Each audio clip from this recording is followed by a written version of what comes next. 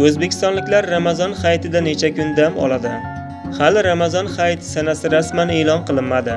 O'zbekiston musulmonlar idorasi, ulamolar kengashi, firqiy qoidalar va falakiy hisob-kitoblar va astronomik kuzatishlarga tayangan holda Ramazon hayiti kuni e'lon qilinadi. Agar Ramazon hayitining birinchi kuni 31 mart dushanba kuniga to'g'ri kelsa, Mehnat kodeksining 208-moddasiga ko'ra, ro'za hayiti Eid al-Fitr bayramining birinchi kun ishlamaydigan bayramidir. Ramazon 29 kun ham bo'lishi mumkin. Buning sababi oyga bog'liq.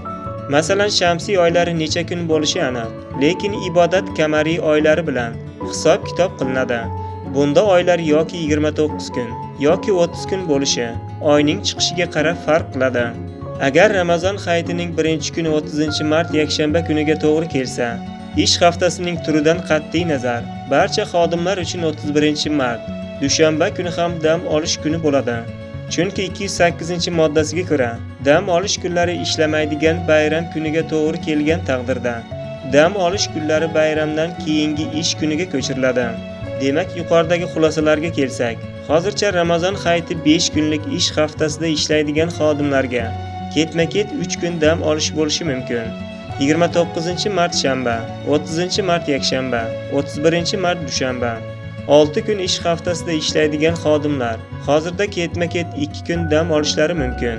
30 mart yakshanba, 31 mart dushanba. Eslatib o'tamiz, O'zbekiston Respublikasi Prezidentining farmoni bilan Ramazon hayiti uchun beriladigan qo'shimcha dam olish kunlari belgilanishi yoki dam olish kunlariga ko'chirilishi ham mumkin.